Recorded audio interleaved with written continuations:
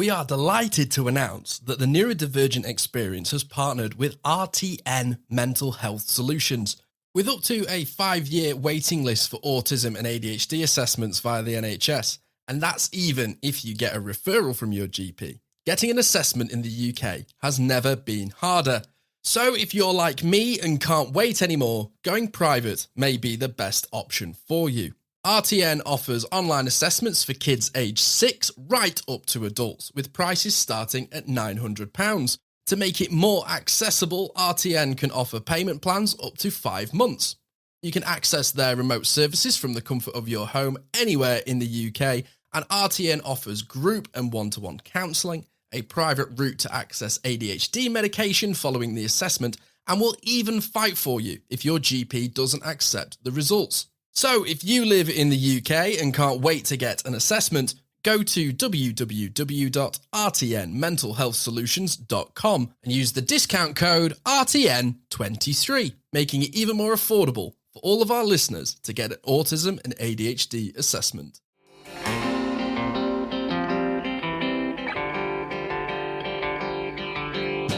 Hello, and welcome to the Neurodivergent experience. I'm Jordan James, also known as the Autistic Photographer, and I'm joined by my co-host and very good friend, Simon Scott. And for this episode of the Neurodivergent experience, we are talking to Rivera, neurodiversity consultant and educator, and also the Neurodivergent Rebel. That's me.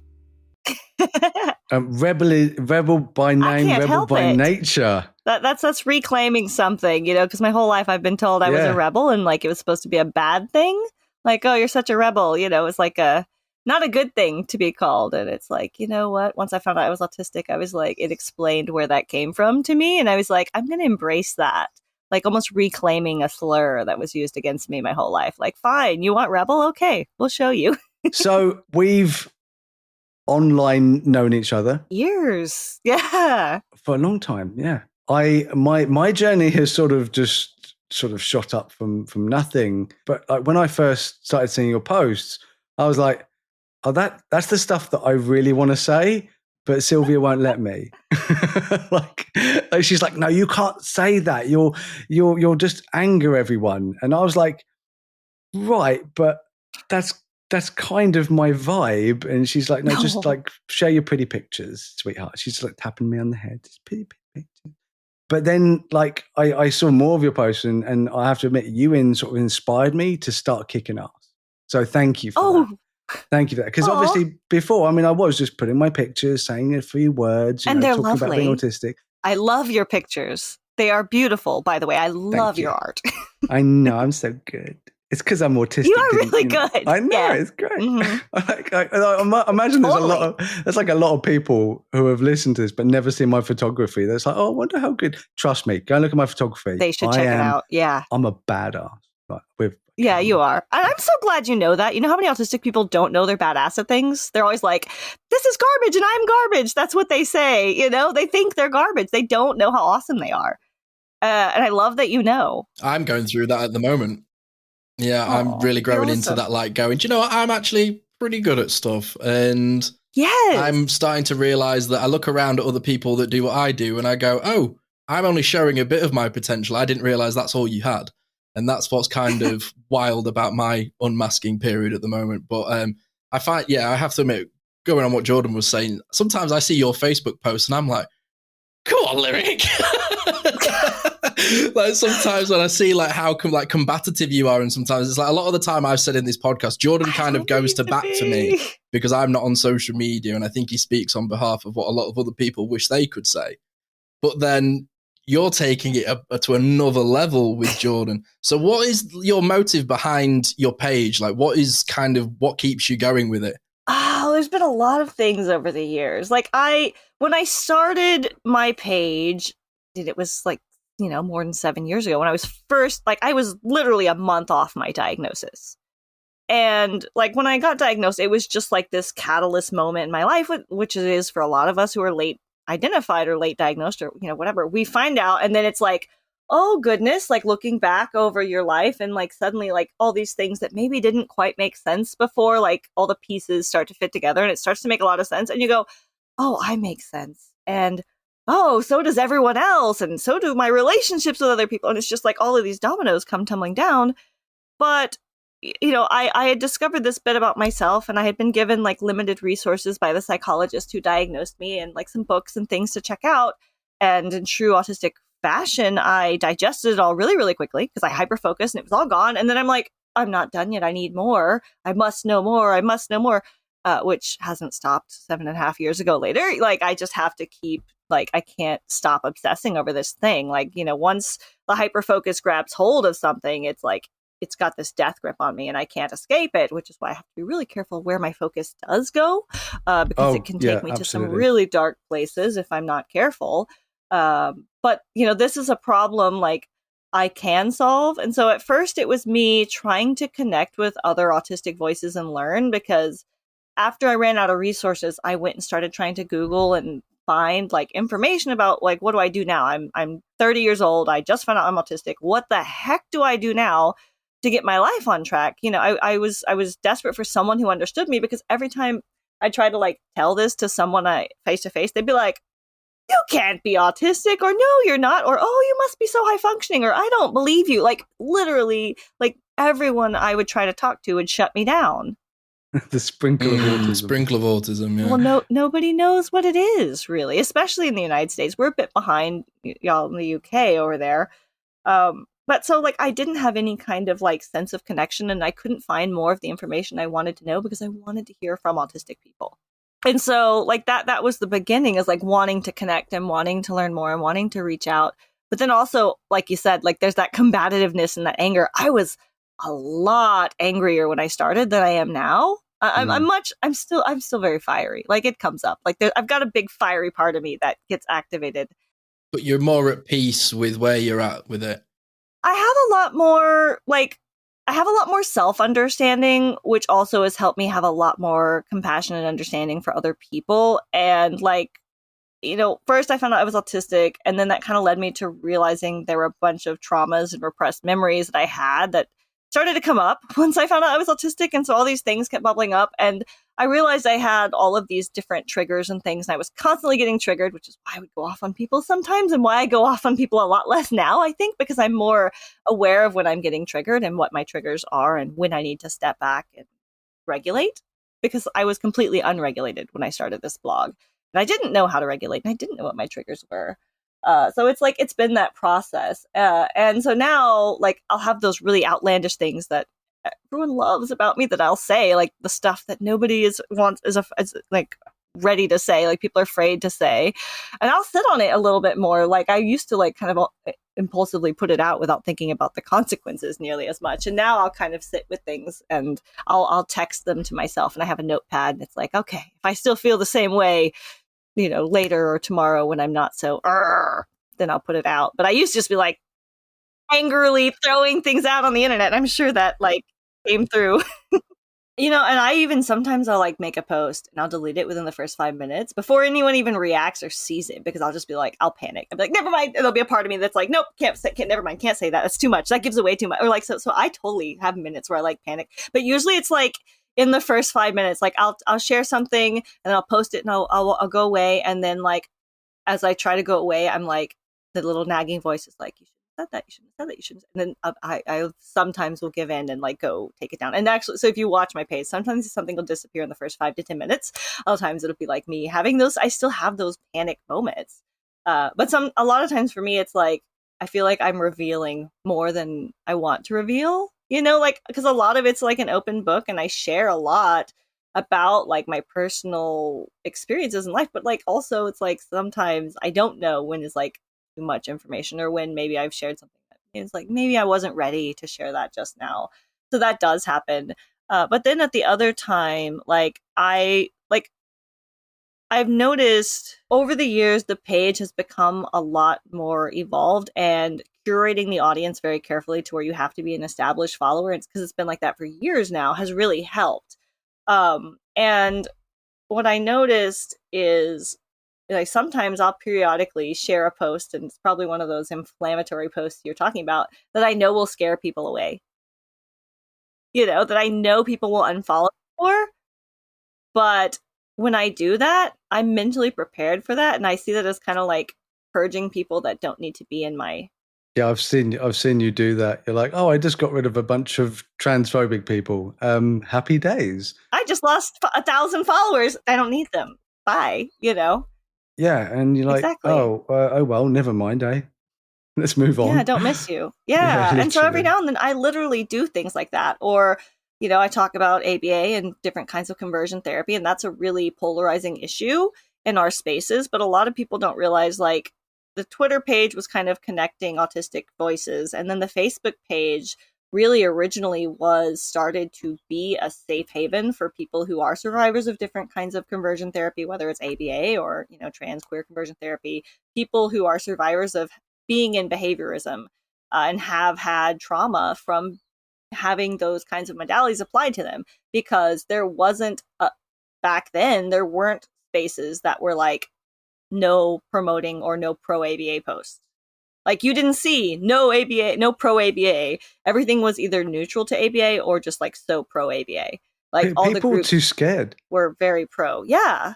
Yeah, and you shouldn't be scared. I mean, we've done a whole episode with Macy about like, I love Macy. the tragedy that is ABA, and like genuinely, Simon and I, we felt ill. I had a good cry yeah. after that episode. recording that episode, and I spoke to my mum on the phone and was very thankful that she had never put me through that. And she was also on the back of saying, I'm really glad that we didn't get you diagnosed at such a young age, because we probably would have done that, which is quite frightening to think about. And see, here's the other thing, is because like here in the United States, especially the southern United States, I'm in Texas, from here my whole life, we are in the Bible Belt. And so a lot of these behaviorist methods and modalities come and are taught to our parents through the church. So when they are faced with ABA as a therapeutic modality, these parents who are really embedded into the church and use the way church says to handle the children don't really see a lot of problems with it sometimes, because it's like, oh, this is very compatible to like what we're learning in church on how to handle these kids. So like it's kind of is all connected to just the systemic things. And I mean, even we go back to like the history of the colonization of America. They use behaviorism on indigenous people in the schools, forcing eye contact. Like, so this is like embedded into American history from the time it started becoming called America.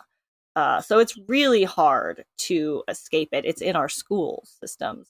So even though I wasn't diagnosed autistic, I was heavily had behaviorism applied to me from a very young age. And it was even more so applied to me when I did enter the public school system, because that's when there was even less flexibility, and I was pushed into a system that was very rigid. Ironic that they say we're rigid, because we're inflexible, right? But when I couldn't fit myself into this, square peg round hole situation, I was the problem all of a sudden.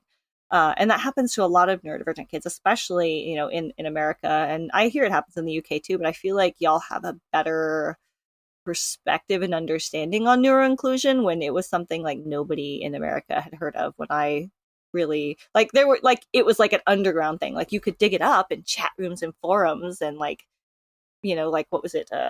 Wrong Planet. That was like the only thing that was around really back then, which I'm sure it still exists, but now most people are on Facebook. So that leads me on quite well, actually. How is neurodivergence viewed in America today, in your opinion? It's coming around. It's come really far in the past even just 7 years since I've known I was autistic, because it used to be nobody knew what it is. Most people now that I find that know what it is are people in business and HR, especially in the DE&I space, because it is kind of a buzzy, trendy thing in DE&I, although that is kind of my area, so I could definitely be biased because that's where the field I'm in.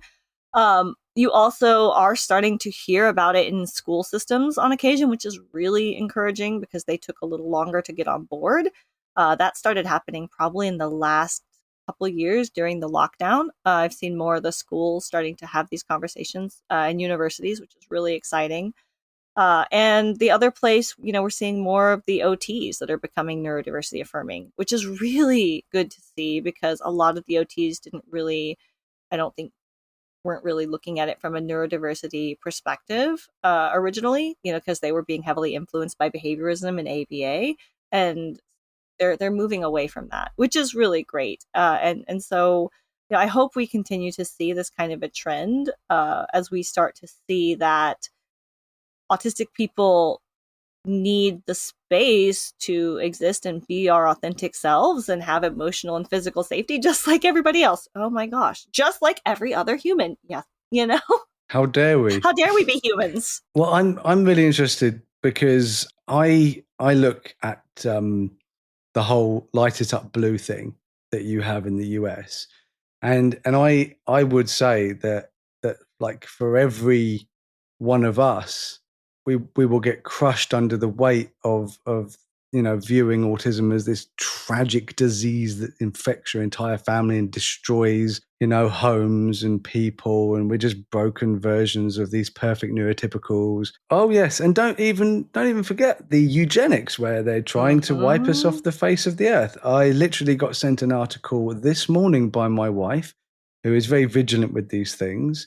And she sent it to me, and it literally goes on about how a doctor, once again, talking about gut and how our metabolism makes us autistic, and that we're not born autistic, we become autistic afterwards because of like guts and metabolism. It's just, what bothers me is it's just and this is a today article. This is nowadays, and this is a US professor of like biology or something. Correlation is not causation, and you would think these professionals would know that. Yeah. And it's like what they don't understand is like how, okay, yeah, my stomach is crap, but what I realized is my stomach is crap because I am constantly in a state of hypervigilance, fight, flight, flee, because I am so like when you're like those chemicals are triggered in your brain, like that your body is in danger, as sensory things are constantly telling me I'm in danger, and like because the world isn't set up for me, right? So like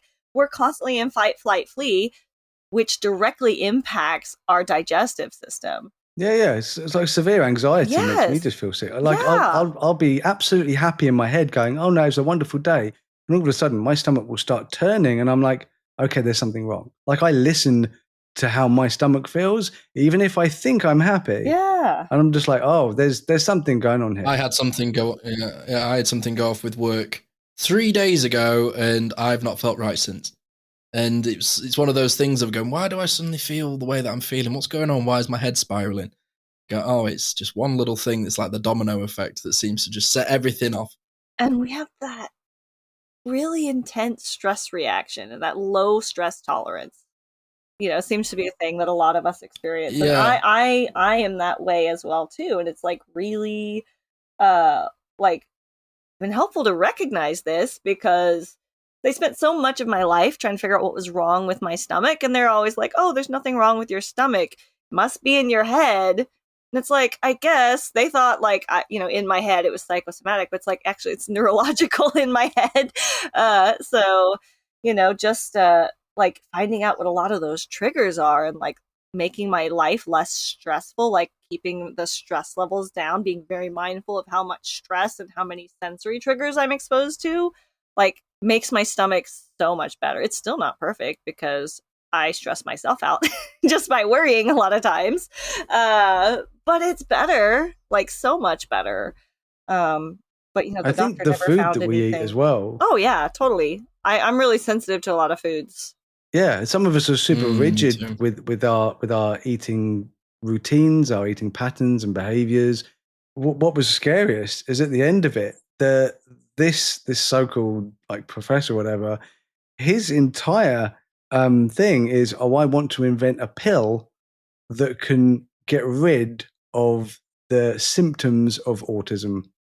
And I'm like, so this is what really scares me about research. And because what we should be doing, if we're going to research, if we're going to, do studies and look into, autistic people, it should be about how to help us, not how to eradicate us, but how to accommodate us. Can you imagine if they said that about any other minority group. Oh, thank you. Like, can Thank you you. I imagine? can't stop How can saying we this get a at the pill moment. to make black people white? I'm sorry. Yeah. What did you just say? Yeah. And it's like, it's always someone who's not in that group, right? Like, this isn't an autistic researcher, right? Obviously not. Yeah. And see, that's the problem is when we're being looked at from the outside in without understanding the internal experience.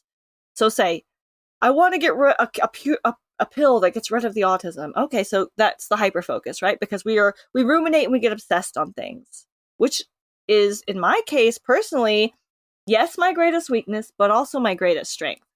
There's duality. 100%. So it is neither good nor bad. It simply is part of me, but they're also, it's like two extremes of me. Like I have a lot of polarizations. Like this is like my biggest weakness when I get focused on something, like say a problem that I will never solve, or that is insolvable, or that there's nothing anyone can do about. Like if I get stuck on something like that, I will drive myself up the wall. I will not be mentally well. I'll get probably very paranoid, anxious, depressed. I'll spiral. And like if that's all I think about, which is why it's been really helpful being obsessed about brains and neuroinclusion and like how all the different ways humans are has been much more helpful for me, because it's been a constructive obsession that's helped me understand myself and people around me better.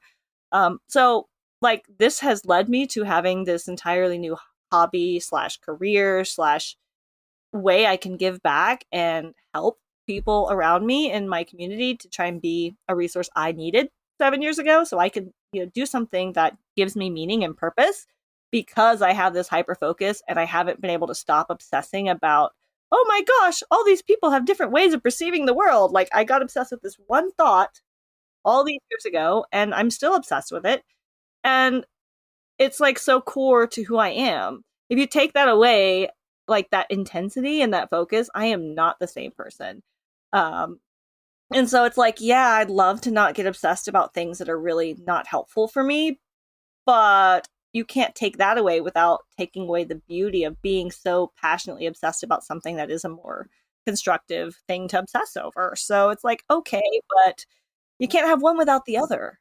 This is the problem with this so-called scientific research, and I find it completely unscientific, because their goal is a goal of to stop, to change, to heal, to correct. But the problem is that when they start the research, when you start scientific research, you're meant to start from a place of, I don't know anything about this. Even if you do, the research should start as, I don't know anything about this, and now I'm going to learn. Unbiased opinion. Exactly, an unbiased opinion.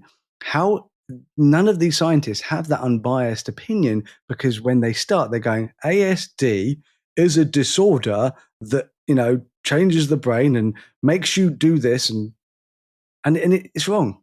Well, I think people need to accept that there's no such thing as an unbiased opinion. Yeah. They're not talking to autistic people, And then that's the thing, like with any minority group, we shouldn't have people who are not in that group being the ones leading like what needs to be done to care for that group. It should be people within that group leading, making decisions. But it's only us that think.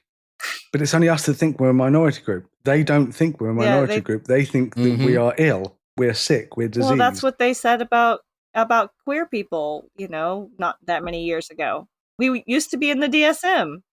No, I completely agree. It's one of the reasons why I would get so frustrated, and still do, when it comes to like social media, is because it's so obvious. And the thing is, it's like you and I have never discussed this. We've never learned, oh yeah, Lyric and I were like talking about this before. This is the first time you and I have had a conversation like this about this. And it's like we came to the same conclusion about neurodivergence being, autistic, born neurodivergence rather than created neurodivergent. I call it TAN, the alternative neurotype. Because that's what it is. It's an alternative neurotype that you are born with. And, because we need diversity in thinking. And what I've actually seen, and a lot of the studies that I've read, because there's a lot, is that the way our brains develop actually are far more diverse and far more different from each other than neurotypicals are. So, but we're the ones that are always classed as being, oh, they're all the same. You know, we're the ones that have to go around saying the stupid phrase, oh, you've met one person who's autistic, you've met one person who's autistic. Wow, thank you. I'm so glad that you were able to tell me that, because otherwise I wouldn't have known, because I thought we were all named Jeff. And it's so ridiculous we have to have phrases like that when we are far more different from each other than neurotypicals are different from each other. And the thing is that we are not scientists. We might have scientific minds. We might be very, very highly intelligent, but we're not trained scientists. That's not our job. Well, some of us are, I'm sure. It's oh no. I'm saying we, as in people in this podcast. You, me, so we're not scientists. That's not our job to figure out what autism is. But it's so glaringly obvious to us when science catches up to us, and we're like, I've been saying this for years. Thanks, science. Literally. Like when the trans studies finally came out, and autistic trans people everywhere are just like, yeah, we've known this for years. Yeah, we already know. I love how people will tell us that we're wrong for ages, and then as soon as they confirm what we already know, will then patronize us to death about it. It's the curse. We're either going to be told we're wrong or be told we're right, but not quite right. We're going to tell you how you could be right, but you're still wrong, basically, is what I'm trying to say. Love that. Absolutely love that life experience. We have to have somebody come explain it and validate what we've been saying for years, every time. Neurotypical explain. Yes, I was like trying to think of the word for that, because mansplain was all that was coming to me. I'm like, this is not correct. No, it's NT-splain. That's what I'm going to call it. NT-splaining. Mm-hmm. NT-splaining. It's like, yeah, I think we're the best people at explaining anything, as long as you can like cope with the fact that we won't let you. Yeah, we won't let you join in. We're going to just tell you how it is, and if you have any questions, leave them to the very end, of which by that time I might be bored and just gone off with my teddy bear. There will not be a Q&A at the end.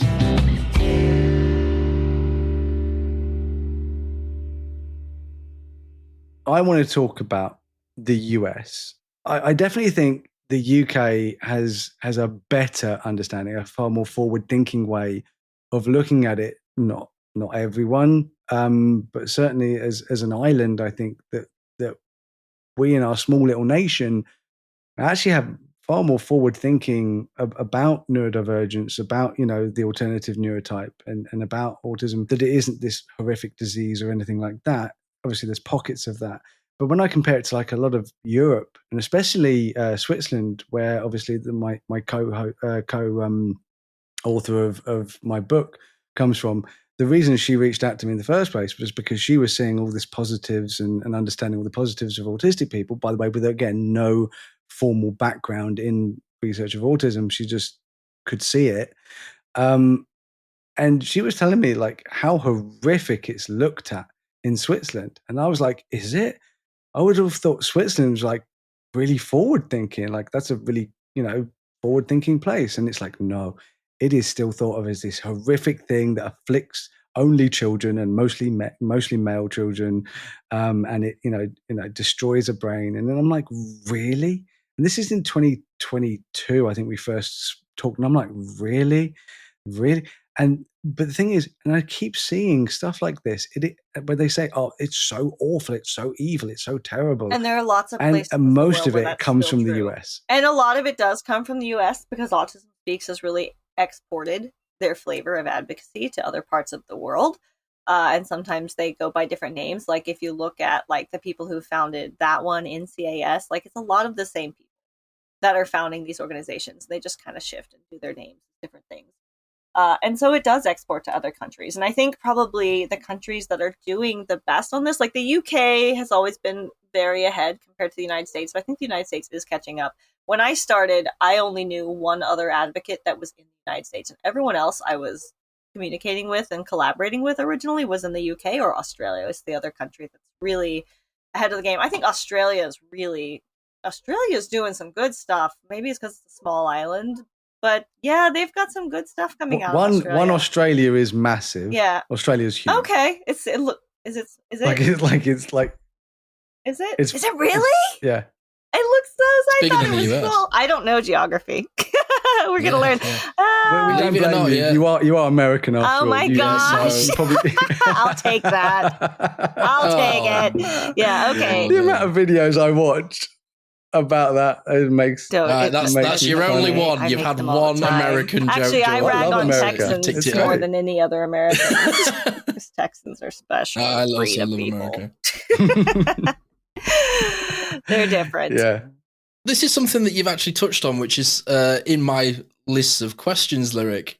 America, as I understand it, is no different to us in Europe in that we have lots of countries that just all happen to be on top of each other. But in America, They call them states. Yeah. they're like, yeah, so you have your states, but they're almost like little countries in the We've sense got, that they have their like, own individual laws, The different tax Constitution codes. is overarching, and so the Bill of Rights, and like there's certain rules that are like universal for the whole country, and then within that, each state can make their own little individual laws. So like you can drive like up the road and get legal, cannabis, and then in this state you can't, and then Yeah, weird. this is the thing that I always find so strange about the US is that It makes no the sense. contradiction. It's like I was reading recently about odd laws. Apparently, still to this day, they've never really changed the law. If you drop a nuclear bomb in California, the most you'll be fined is $500. What? Just like it's illegal to kiss a man with a mustache my in public in I Arkansas. mean, that should be illegal in your case, just in general. Well, yeah. No need.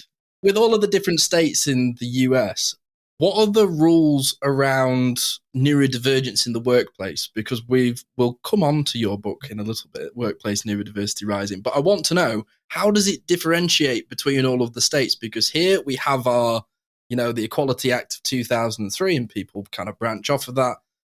But in the US, it seems to me a bit of a free-for-all. Well, it depends, because we do have the Americans with Disability Act, which is a federal U.S. thing, and so when we have federal, it does overarch and protect everything in the country.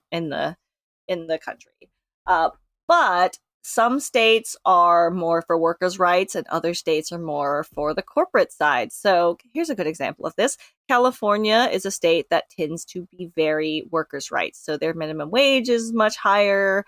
Still not livable for how expensive California is, but much higher minimum wage. They have more rules about like overtime and things like that, and like terms on which an employee can be let go or fired. And of course, they have the ADA, which says like you are entitled to reasonable accommodation for a known disability that you have if you request it from your boss. Like you're required that they give that to you and not be discriminated against for it. That is the law. However, there are some problems with that. One being that still many employers don't really understand what neurodivergence or neurodiversity is. And a lot of times, because our struggles are often invisible to those around us unless we make them known and we talk about them, people don't always believe us when we say we need what we need. And so, like, I've gone to workplaces and, for example, been like, hey, I need, something really simple. Like, I need to be able to sit in a place that's quiet and has natural lighting, or quiet with no fluorescent lights, do my work. Real simple, not too complicated. No, I don't think. But then I get, oh, well, everyone would like that. And we only give those seats to managers and people who are higher positions, and it wouldn't be fair to give you that when you haven't earned it yet.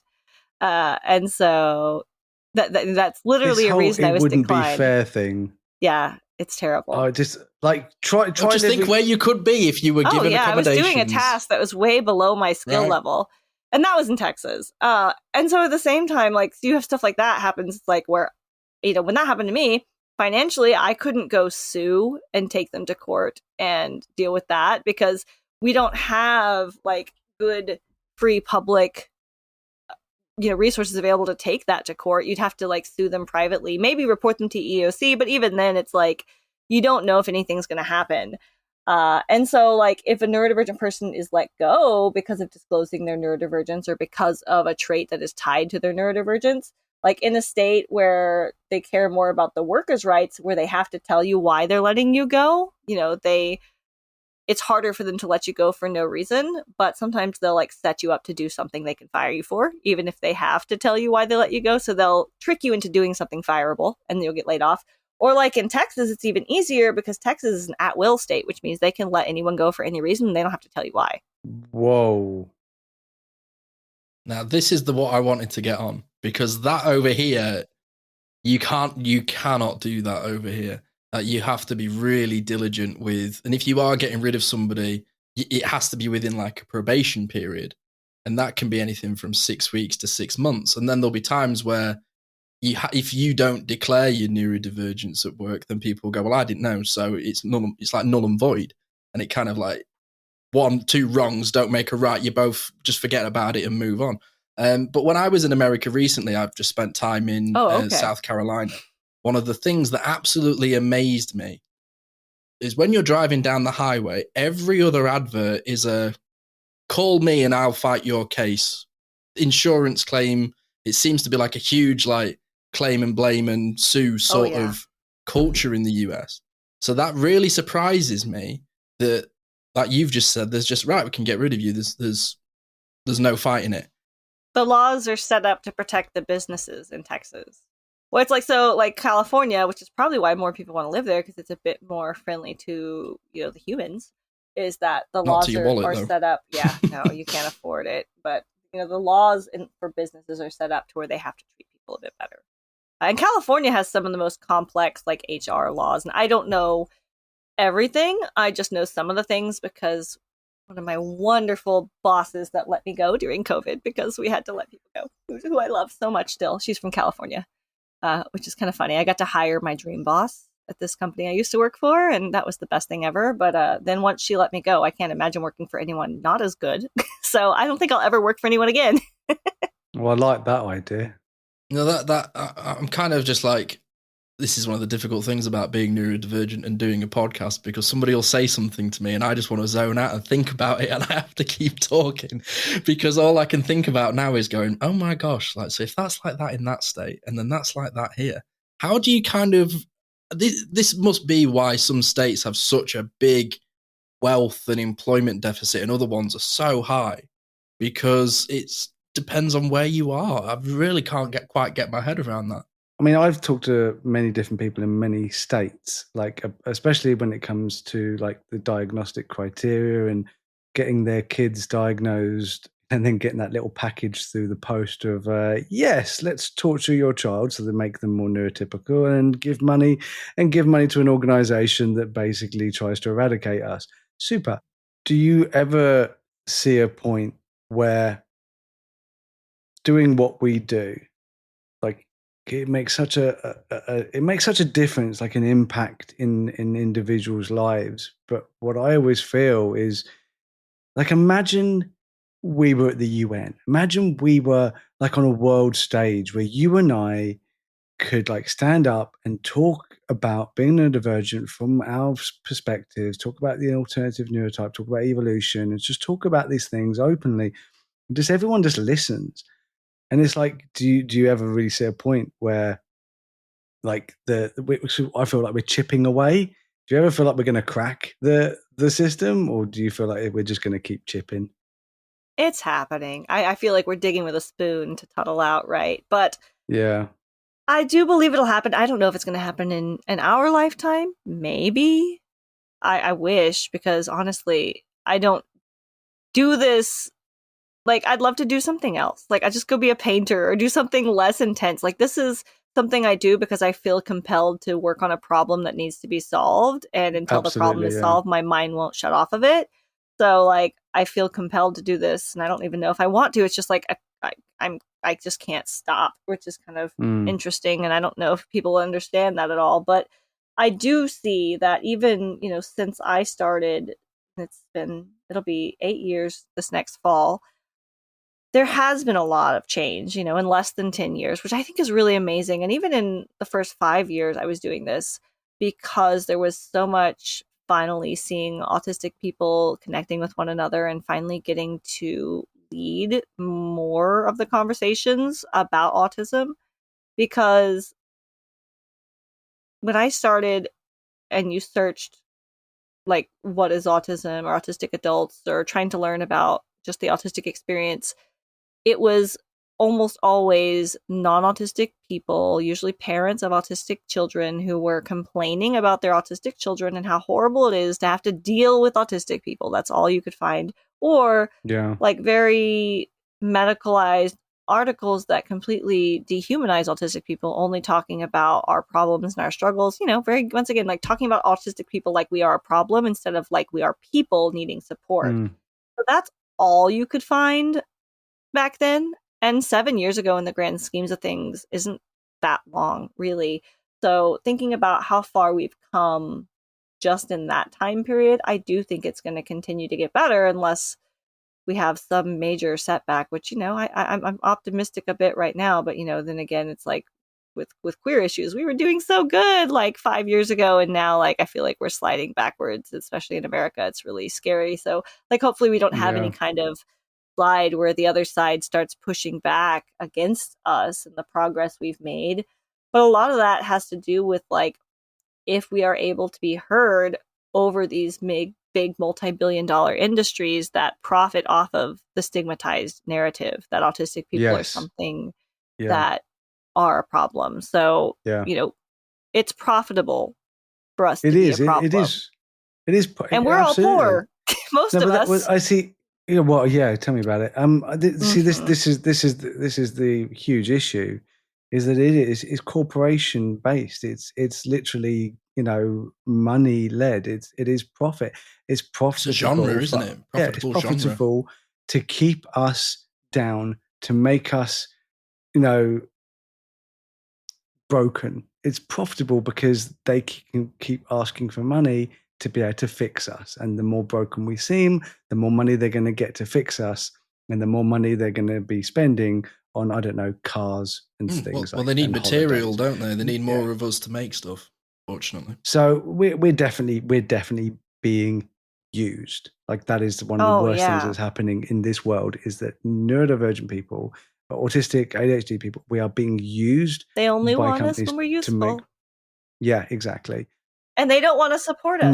No. Which is why when I was talking about, you know, making a change, what gives me hope is the fact that if I go and search like books about, you know, autism, I actually find that it's books written by individuals such as myself, such as you, that are actually doing really well. Like, people are reading the things that we write, and that's what actually, and people are listening to podcasts like this, and we're being heard. And that's what gives me hope, is the fact that, you know, you've got like over 170,000 followers. I've got like 100,000.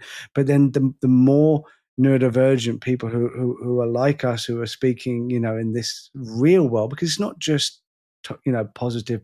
We talk about everything. We talk about the real, you know, worlds that we experience.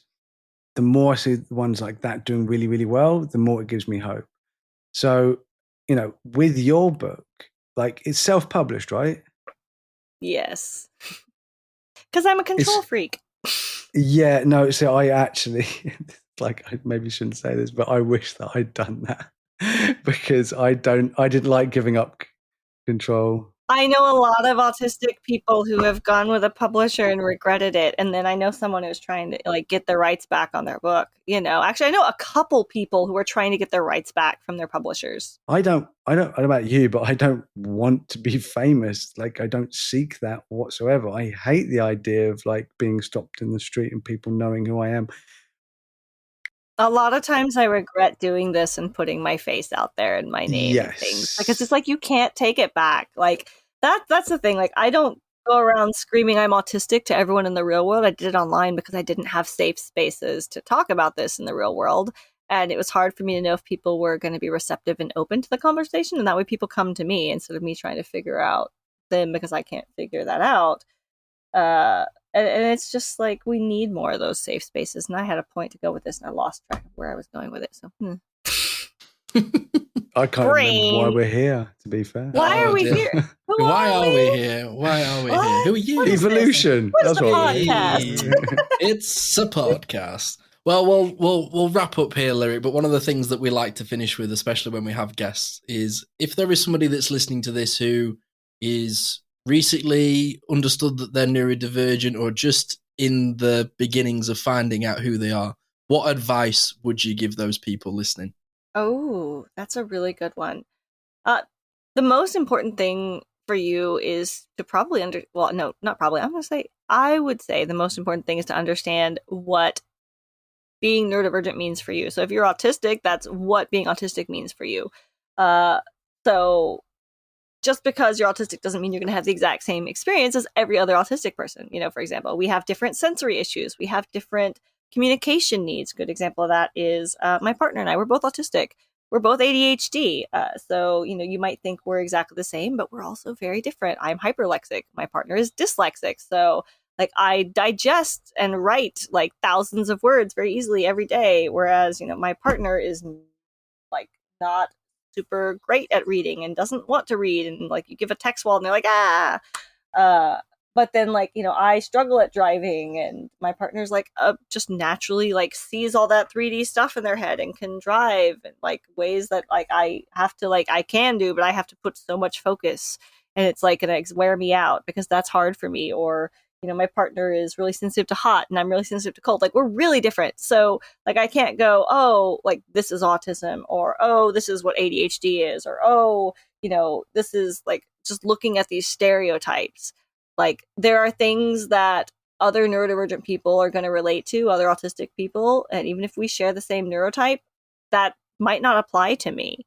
So it really is like getting to know yourself on a very unique, individual, personalized level, whether that is learning, like if you're a sensory sensitive human like I am, like learning what my sensory needs are, what my sensory triggers are, how to avoid them, how to add things into my life that are coping skills. That's something that's really important to me. And then also, like, from a mental health perspective, because neurodivergence encompasses mental health, like learning to recognize like when my mental health is doing this little bit of a roller coaster thing, when I'm doing well, and to appreciate those moments, and then also to realize when I'm not doing as well, and like realize when I'm getting into a bad mental space before I plummet and hit rock bottom, or realizing the types of environments that like make me not so okay in my head. Because when a lot of us, if we're freshly discovering these things about ourselves, we've been conditioned to think that our brains are supposed to be the same as most people around us, even when they're not. And so we've a lot of us have gaslit ourselves our entire lives out of understanding our own experiences. We're like out of touch with our own realities because our realities have been denied. So like, when you first find out, you're going to be in this discovery period for years. And I've known I'm autistic. It'll be 8 years this fall. And I still am in a discovery period of figuring out what that means. Like, the first step for me was getting stabilized and like getting myself in a safe environment, because I didn't have safety. And so I was not okay. And that caused me to burn out and become very mentally unwell. So I had to stabilize myself. And then it was just like getting to know myself all over, and like setting up an environment around myself that was conducive to my needs, because I'd been trying my whole life to fit myself into the environment instead of molding the environment to fit me. So it's a process, and you'll probably have a lot of feelings and a lot of emotions. Like I said, we talked about earlier, I was really angry. And every now and then I still get angry, but I'm not nearly as angry as I was. And it's okay to go through that. Yeah, I mean, I'm never angry. Oh, never? I don't believe that. No, everybody gets angry sometimes. I'm sorry, the most. I can't quite believe I'm you just the said most that. chill human. Like, I've never lost my temper. Choking on air over here, mate. I'm simultaneously very chill and very angry at the same time. I can be both. I can be both those things. You know, I'm not ashamed to admit it anymore. I think I live in a perpetual state of anger. I think it's when I'm not angry, I get scared. I'm like, I don't understand these feelings of happiness. Okay, but you know, like, anger is an emotion that's easier to get addicted to because we don't like feeling fear. So anger feels powerful. So a lot of times people who are anxious or afraid, if they can turn that into anger instead, they can get addicted to feeling angry. And I'm there, done that. It feels better to be angry than scared, right? Mhm. Because you Yeah. feel more powerful that way. And so I can say I've been that way because I was a very angry person for a very long time in my life, and I was even angrier before I knew I was autistic. And people have a hard time believing that, knowing me now, but it's like I've come a long way, and it's like kind of have compassion for that person I was when I didn't know what I know now. It's a journey. Like it's never over. Like, you know, and it shouldn't be over. Like when we're just like, this is how I am and I'm never going to change, like then we're stagnant. I don't know. I hope I always continue to change. I actually had one last thing to say before we wrap up, is that I love that you said that, because what I have actually noticed, the more people I talk to, is that autistic people, we're constantly changing, and we talk about evolution. We're constantly evolving ourselves, our mindsets, because we're so open. You know, a lot of people say that we're rigid and we like routine. It's like, yeah, that's what we create, and not all of us are like that, by the way. I'm definitely not like that, and I think it's what's wonderful is that, you know, the autistic mind is constantly developing, it's constantly open to changing, it's constantly trying to better itself. Whereas I do think the neurotypical mind just gets to a certain point and then just goes, dunk, and that's it. Dunk, dunk. So this idea of, the people don't change, I think that's for a lot of people. But I think when it comes to neurotypical people, neurodivergent people, I think we are constantly changing. You know, whether it's good or bad, we're constantly changing because of just the way that our brains thrive for information. Well, think about if you're comfortable, if there's no pressure to change. If you're comfortable, you're going to stay the same, and the world is literally built to make neurotypical people comfortable. I never get comfortable, because even when I'm happy, I'm uncomfortable because I'm constantly seeking dopamine. I'm constantly seeking something new. No, I'm an agent of chaos. Yeah, I need something different. It pushes us to constantly change because, and that's the other reason they say we are so inflexible, because they're like, we have to build these rigid structures around us because the world isn't built taking our needs into consideration. And so we have to build our own systems and structures. And then they think we're inflexible because they don't have to do any of that because the world is naturally suited to their needs. So they're like, you know, I can just go and just be, and I don't got to worry about things. It's like, yeah, you're engaging in an environment that is optimal for your brain type. And meanwhile, I'm like a fish that should be in a fish tank, and you're going to put me on land and be like, okay, you're rigid because you need a water bubble around you so you can breathe on land. It's like, excuse me, I have gills, you know? Yeah. What a great way to put it. Well, thank you so much Thank you. for this conversation. It's been so cool just to This has chat been with wonderful. you. I'm so glad. We like to keep it chill and fun. I like chill. No, we're glad you've had a really good time. So yes, thank you everybody for listening to us. And Lyric, once again, thank you so much for joining us. For people that are listening, we really hope that you found inspiration, knowledge, or simply just a moment of reassurance for how you feel listening to our conversation with Lyric today. If you've enjoyed what you heard, please go and follow Lyric on the Neurodivergent Rebel on Facebook and Twitter, and you can subscribe to us to hear more from us. And please rate and leave a review, because it does really, really, really help. Really. Your feedback is invaluable. Really, really. Yes, so on that note, Jordan, say goodbye to Lyric, say goodbye to me and all the lovely people listening. Goodbye to Lyric. I don't really care about you, Simon. Bye, everyone else. That's fine. Yeah. Goodbye, Simon. Goodbye, Jordan. Goodbye, all beautiful people listening.